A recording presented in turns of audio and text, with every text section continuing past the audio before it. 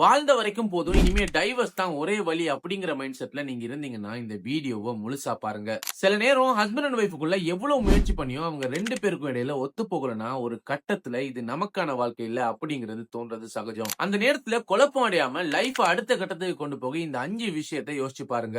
முதலாவது, இந்த முடிவு அவசரப்பட்டு எடுத்ததா, இல்ல உண்மையிலேயே இந்த உறவுல எதுவுமே இல்ல அப்படிங்கறத உணர்ந்து தெளிவா எடுத்த முடிவா அப்படின்னு யோசிங்க. ஒரு முறை முடிவெடுத்துட்டீங்கன்னா அதுல உறுதியா இருங்க. 2வது, யாருக்காகவும் எதுக்காகவும் பயப்படாம உண்மைய துணிச்சலா அதே நேரத்துல கண்ணியத்தோட அவங்க கிட்ட பேசுங்க. ஒளிவு மறைவு இல்லாம பேசுறதுதான் எதிர்காலத்துல தேவையில்லாத பிரச்சனைகளை தவிர்க்கும். 3வது, பிரிஞ்சதுக்கு அப்புறம் அவங்கள விமர்சிக்காம அதே நேரத்துல உங்க சுயமரியாதையும் விட்டு கொடுக்காம உங்க வேலையில கவனம் செலுத்துங்க. 4வது, உங்க லைஃப்ல ஒரு பிரேக் எடுத்துக்கோங்க. பிரிஞ்ச உடனே அந்த இடத்த நிரப்ப இன்னொரு ஆளை தேடாதீங்க. கொஞ்ச காலம் தனிமையை அனுபவிங்க. அப்பதான் உங்களை நீங்களே நல்லா புரிஞ்சுக்க முடியும். கடைசியா, உங்களோட பாஸ்ட உங்களுக்கு ஒரு பாடமா எடுத்துக்கோங்க. அந்த உறவு உங்களுக்கு என்ன சொல்லி கொடுத்துச்சு அப்படின்னு பாருங்க. லைஃப்ல நம்ம கையில இருந்து ஒரு விஷயம் தொலைஞ்சு போகுதுன்னா அதை விட பெட்டரா ஒண்ணு நம்ம கைக்கு வந்து சேரும் அப்படின்னு நினைச்சுக்கோங்க. நான் சொன்ன இந்த 5 விஷயமும் உண்மைதான் அப்படின்னு நினைச்சீங்கன்னா கமெண்ட் செக்ஷன்ல ட்ரூன்னு டைப் பண்ணுங்க. அப்படியே நம்ம சேனலை சப்போர்ட் பண்ணுங்க.